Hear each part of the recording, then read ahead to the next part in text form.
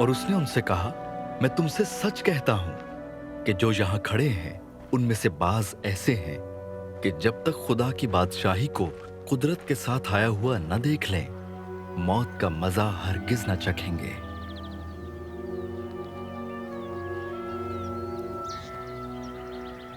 छह दिन के बाद यसू ने पतरस और याकूब और यूहन्ना को हमराह लिया और उनको अलग एक ऊंचे पहाड़ पर तन्हाई में ले गया।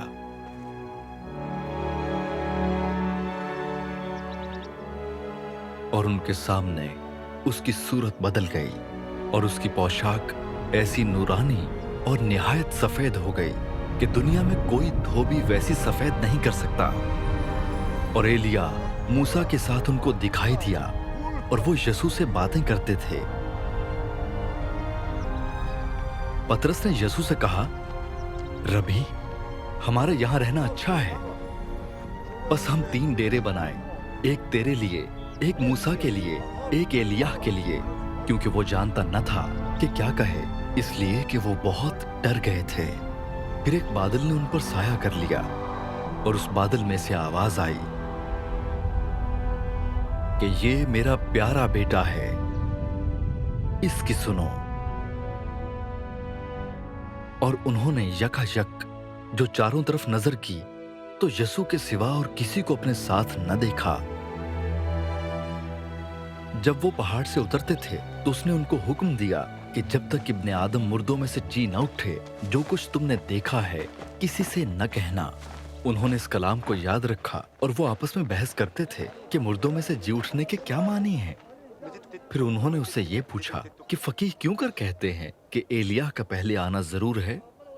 उसने उनसे कहा कि एलिय्याह अलबत्ता पहले आकर सब कुछ बहाल करेगा, मगर क्या वजह है कि इब्ने आदम के हक में लिखा है कि वो बहुत से दुख उठाएगा और हकीर किया जाएगा। लेकिन मैं तुमसे कहता हूँ कि एलिय्याह तो आ चुका और जैसा उसके हक में लिखा है उन्होंने जो कुछ चाहा उसके साथ किया।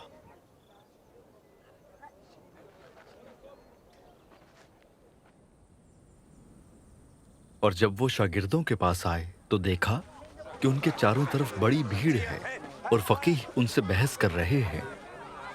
और फिलफौर सारी भीड़ उसे देखकर निहायत हैरान हुई और उसकी तरफ दौड़कर उसे सलाम करने लगी। उसने उनसे पूछा, तुम उनसे क्या बहस करते हो?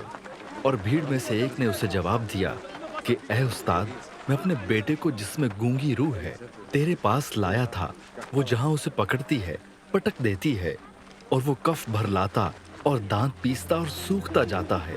और मैंने तेरे शागिर्दों से कहा था कि वो उसे निकाल दें, मगर वो न निकाल सके। उसने जवाब में उनसे कहा, ऐ बेइत्तेकाद कौम, मैं कब तक तुम्हारे साथ रहूंगा? कब तक तुम्हारी बर्दाश्त करूंगा? उसे मेरे पास लाओ। बस वो उसे उसके पास लाए और जब उसने उसे देखा तो फिलफौर रूह ने उसे मरोड़ा और वो जमीन पर गिरा और कफ भर लाकर लौटने लगा। उसने उसके बाप से पूछा, ये इसको कितनी मुद्दत से है? उसने कहा, बचपन ही से, और उसने अक्सर उसे आग और पानी में डाला ताकि उसे हलाक करे। लेकिन अगर तू कुछ कर सकता है तो हम पर तरस खाकर हमारी मदद कर। यसू ने उससे कहा, क्या अगर तू कर सकता है? जो एतकाद रखता है उसके लिए सब कुछ हो सकता है। उस लड़के के बाप ने फिलफौर चिल्लाकर कहा, मैं एतकाद रखता हूँ, तू मेरी बेएतकादी का इलाज कर। जब यसू ने देखा कि लोग दौड़ दौड़ कर जमा हो रहे हैं तो उस नापाक रूह को झिड़क कर उससे कहा, ऐ गूंगी बहरी रूह, मैं तुझे हुक्म करता हूँ, इसमें से निकल आ और इसमें फिर कभी दाखिल ना हो। वो चिल्लाकर और उसे बहुत मरोड़ कर निकल आई और वो मुर्दा सा हो गया, ऐसा कि अक्सरों ने कहा कि वो मर गया। मगर यीशु ने उसका हाथ पकड़कर उसे उठाया और वो उठ खड़ा हुआ।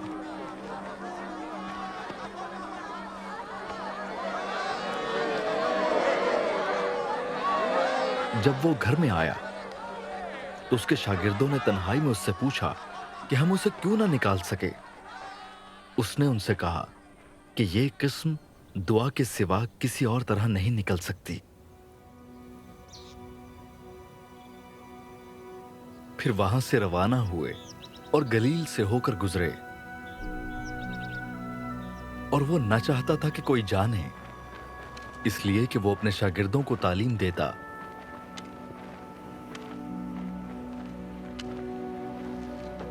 और उनसे कहता था कि इब्ने आदम आदमियों के हवाले किया जाएगा और वो उसे कत्ल करेंगे और वो कत्ल होने के 3 दिन बाद जी उठेगा। लेकिन वो इस बात को समझते न थे और उससे पूछते हुए डरते थे।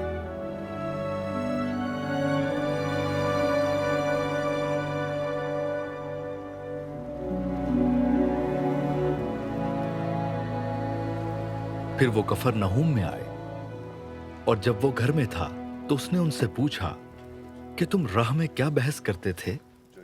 वो चुप रहे क्योंकि उन्होंने राह में एक दूसरे से ये बहस की थी कि बड़ा कौन है। फिर उसने बैठकर उन 12 को बुलाया और उनसे कहा कि अगर कोई अव्वल होना चाहे तो वह सब में पिछला और सबका खादिम बने। और एक बच्चे को लेकर उनके बीच में खड़ा किया। फिर उसे गोद में लेकर उनसे कहा, जो कोई मेरे नाम पर ऐसे बच्चों में से एक को कबूल करता है वो मुझे कबूल करता है, और जो कोई मुझे कबूल करता है वो मुझे नहीं बल्कि उसे जिसने मुझे भेजा है कबूल करता है। यूहन्ना ने उसे कहा, ए उस्ताद, हमने एक शख्स को तेरे नाम से बदरूहों को निकालते देखा और हम उसे मना करने लगे क्योंकि वो हमारी पैरवी नहीं करता था। लेकिन यसू ने कहा, उसे मना न करना, क्योंकि ऐसा कोई नहीं जो मेरे नाम से मोजज़ा दिखाए और मुझे जल्द बुरा कह सके।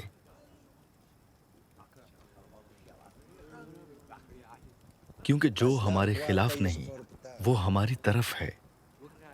और जो कोई एक प्याला पानी तुमको इसलिए पिलाए कि तुम मसीह के हो, मैं तुमसे सच कहता हूं कि वो अपना अजर हरगिज न खोएगा। और जो कोई इन छोटों में से जो मुझ पर ईमान लाए हैं किसी को ठोकर खिलाए, उसके लिए ये बेहतर है कि एक बड़ी चक्की का पाट उसके गले में लटकाया जाए और वो समुंदर में फेंक दिया जाए। और अगर तेरा हाथ तुझे ठोकर खिलाए तो उसे काट डाल। टुंडा होकर जिंदगी में दाखिल होना तेरे लिए इससे बेहतर है कि 2 हाथ होते जहन्नुम के बीच उस आग में जाए जो कभी बुझने की नहीं, जहां उनका कीड़ा नहीं मरता और आग नहीं बुझती। और अगर तेरा पांव तुझे ठोकर खिलाए तो उसे काट डाल। लंगड़ा होकर जिंदगी में दाखिल होना तेरे लिए इससे बेहतर है कि 2 पांव होते जहन्नुम में डाला जाए, जहां उनका कीड़ा नहीं मरता और आग नहीं बुझती। और अगर तेरी आंख तुझे ठोकर खिलाए तो उसे निकाल डाल।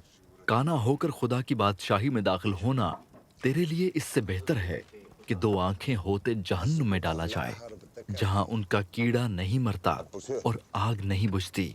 क्योंकि हर शख्स आग से नमकीन किया जाएगा और हर एक कुर्बानी नमक से नमकीन की जाएगी।